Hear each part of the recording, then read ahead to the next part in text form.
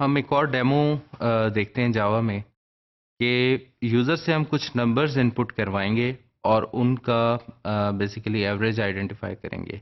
ये प्रॉब्लम जो है ये भी हम लूप से वाइल लूप से सॉल्व करेंगे।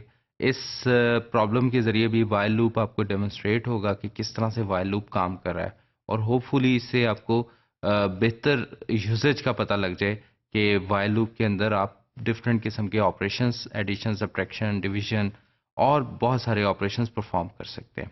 तो हम देखते हैं इसका डेमो। जी, ये हमने एवरेज की क्लास बनाई है और ये पब्लिक क्लास है अगेन। तो इस फाइल का नाम ऑब्वियसली एवरेज डॉट जावा है और स्कैनर हमने इंपोर्ट किया क्योंकि हमने यूज़र से इनपुट लेनी थी और यहाँ पर भी हमने मेन ही फंक्शन बनाया है और इसका नाम है मेन। इसकी रिटर्न टाइप वॉइड है। ये पब्लिक फंक्शन है और स्टैटिक है। इस फंक्शन की बॉडी के अंदर ये बेसिकली इसका मेन का स्कोप है जो हाईलाइट भी हो गया आपके सामने। तो ये मेन की बॉडी एक्चुअली, और ये लेफ्ट और राइट ब्रेस से ये ब्लॉक शो हो रहा है इस मेन फंक्शन का। इसके अंदर हमने बेसिकली एक कीबोर्ड का ऑब्जेक्ट बनाया स्कैनर टाइप का और ये हम बेसिकली अब यूज टू हैं इनपुट यूजर से लेने के लिए। तो यहाँ पर मैंने फिर एक स्टेटमेंट लिखी है system dot out dot print line input a sequence of 5 numbers 1 पर लाइन। और बिल्कुल यहाँ पर भी हमने उसी तरह से एक वेरिएबल डिक्लेयर किया है काउंट का, जो किस लिए है, लूप के वैल्यूज को या लूप की एग्जीक्यूशन को मेंटेन करने के लिए कि लूप जो है वो प्रॉपरली काम करता रहे। और यहाँ पर हमें बेसिकली दो वेरिएबल्स जो हैं वो हमने डिक्लेयर किए हैं। एक सम 0.0 से इनिशलाइज कर दिया क्योंकि हम इसमें जो भी यूजर वैल्यू एंटर करेगा उसका सम मेंटेन करेंगे, इसलिए हमने इनिशियली इसे एम्प्टी कर दिया। यहाँ पर हमने नंबर का एक वेरिएबल डिक्लेयर किया और कीबोर्ड से हमने नेक्स्ट डबल, यानी ये न्यूमेरिक वैल्यू यूजर से हम टाइप इन करवा रहे हैं और ये डेसिमल वैल्यू हो सकती है, इसलिए हमने फंक्शन यूज किया नेक्स्ट डबल। अगर यहाँ पर कोई इंटीजर इनपुट करना चाहता तो यहाँ हम नेक्स्ट इंट लिखते और ये टाइप भी इंटीजर होती। यहाँ पर हमने काउंट को इनिशियलाइज किया 1 से और कब तक लूप चलता रहे, जब तक के काउंट की वैल्यू लेस देन है और इक्वल है 5 के। तो आप देखें इस जगह पर हम काउंट को एक इंक्रीमेंट कर रहे हैं हर दफा, यानी हर दफा लूप की बॉडी जब चलेगी तो काउंट की प्रीवियस वैल्यू में एक इजाफा होता चला जाएगा। तो आप देखें यहाँ पर जो यूजर ने इनपुट की है वैल्यू कीबोर्ड से वो नंबर में आ जाएगी और यहाँ लूप की बॉडी में आपका प्रोग्राम एंटर हो जाएगा बिकॉज काउंट की वैल्यू 1 है विच इज लेस देन 5। तो यहाँ पर सम प्लस नंबर, तो नंबर में जो यूजर ने फॉर इंस्टेंस 7 एंटर किया है तो सम में इनिशियली क्या पड़ा हुआ है 0, तो 0 प्लस 7 सम में मेंटेन हो गया 7। और काउंट की वैल्यू एक्चुअली 1 थी, वो तो 1 प्लस 1 काउंट अपडेट हो गया 2 से।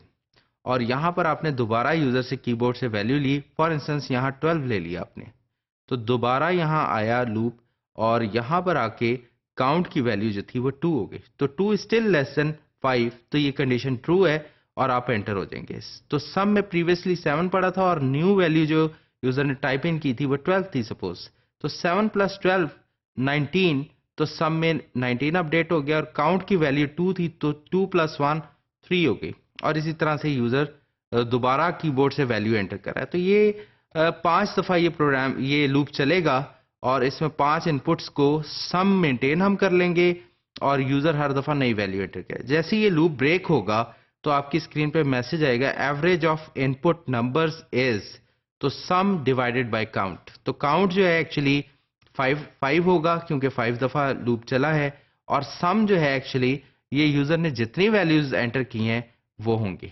तो यहाँ पर इस प्रोग्राम को हम कंपाइल करते हैं और उसके बाद हम इसे एग्जीक्यूट करते हैं।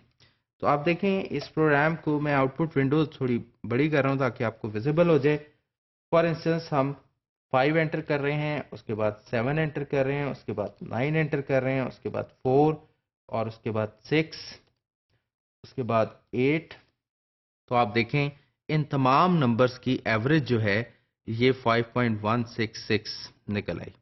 तो ये इस प्रोग्राम में जो हमने डेमोन्स्ट्रेट किया कि यूज़र ने जो भी वैल्यूज़ एंटर की उनको हमने इनपुट किया, इनपुट करके हमने उनका सम मेंटेन किया, सम मेंटेन करने के बाद उनकी एवरेज निकाल ली।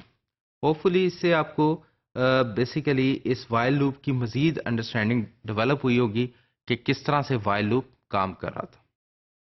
इस प्रोग्राम में हमने देखा कि किस तरह से वाइल लूप हम यूज़ कर सकते हैं डिफरेंट ऑपरेशंस में, और ये सारे मैथमेटिकल ऑपरेशंस के लिए हम यानी जिसमें हम रिपीटेडली एक काम करना चाह रहे हैं और उस यूज़र से रिपीटेडली इनपुट लेने के बाद हमने एवरेज आउट किया चीज़ों को, सम को डिवाइड किया काउंट से और हमने एक एवरेज डिस्प्ले करवा दी।